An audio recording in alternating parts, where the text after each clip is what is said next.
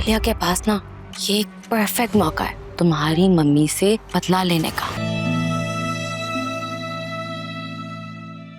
कैसी हो? शॉक्ड हूं। मुझे अंदाजा है सब कुछ कितना हॉरिबल होगा। आलिया, काश आयरा ये सब ना देखती।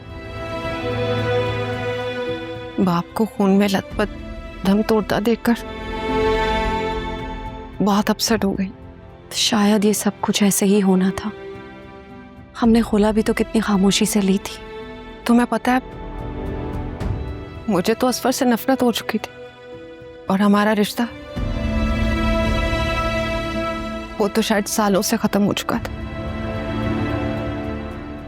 लेकिन यूं आंखों के सामने उसे मरता देखकर मुझे बहुत तकलीफ हुई। तुम असफर भाई के अलावा अगर किसी और को भी देखती ना तो तुम्हें इसी तरह अफसोस होता। हमारे दिल ही इतने नाजुक हैं, कोई कितनी ही नफरत क्यों ना कर ले, लेकिन हम उसे जानबूझकर कोई अजियत या तकलीफ नहीं दे सकते। ठीक कहती हो। मेरी भले उनके साथ अच्छी यादें नहीं थी, लेकिन जैसे मैंने उसे मरते देखा है ना, कोई गैर भी हो तड़प के रह जाए। उन्होंने जाते जाते भी हमारे एहसानों का कर्ज चुका दिया।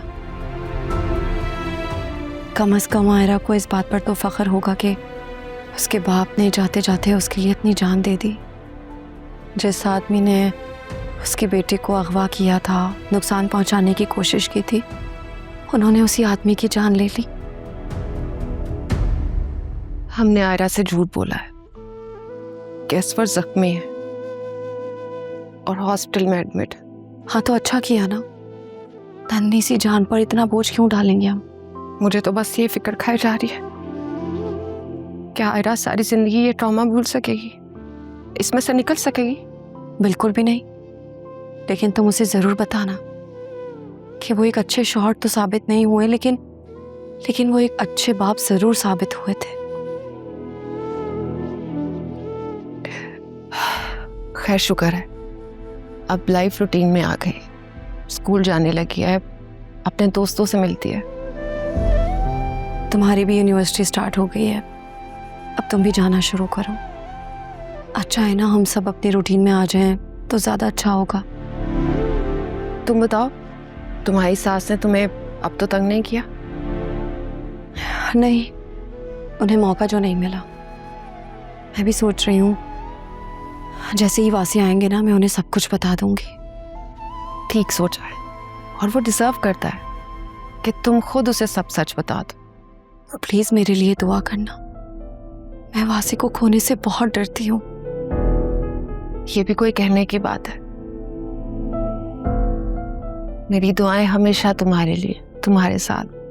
बेफिक्र रहा करो, सब ठीक हो जाएगा।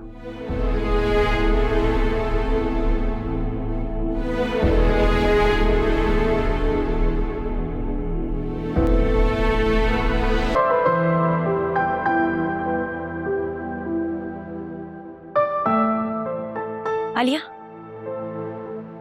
मुझे तुमसे एक बात पूछनी है। हाँ, मैं जानती हूँ तुम क्या पूछना चाहती हो।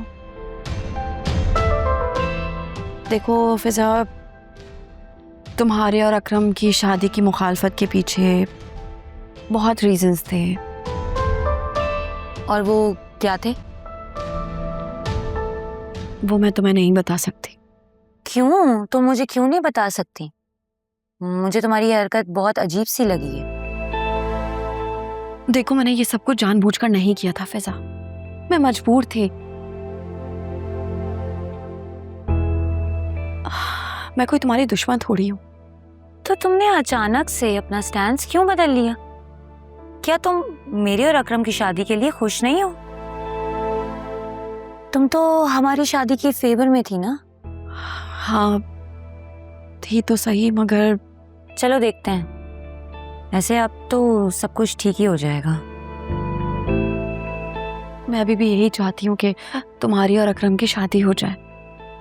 फिर तुमने नौशीन आंटी के सामने मना क्यों किया था? फिजा, मैंने कहा ना, मैं अभी नहीं बता सकती, वक्त आने पर मैं तुम्हें बता दूंगी। देखते हैं। तुम नाराज तो नहीं हो मुझसे? ये वक्त तो मुनासिब नहीं है इस बात का, लेकिन सोच रही हूँ कि जब आ ही गई हूँ तो बात कर ही लूं। आप खुलकर बात करें। बात दरअसल ये है कि नौशीन इस रिश्ते के हक में बिल्कुल भी नहीं है।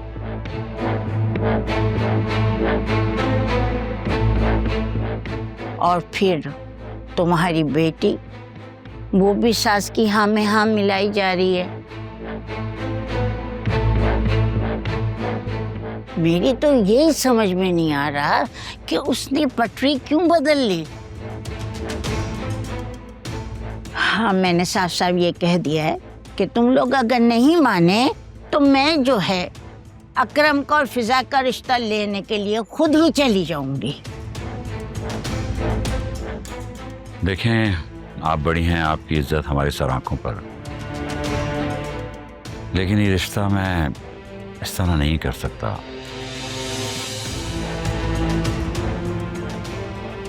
इस मामले में सब लोगों का राजी होना और बखुशी राजी होना बहुत जरूरी है।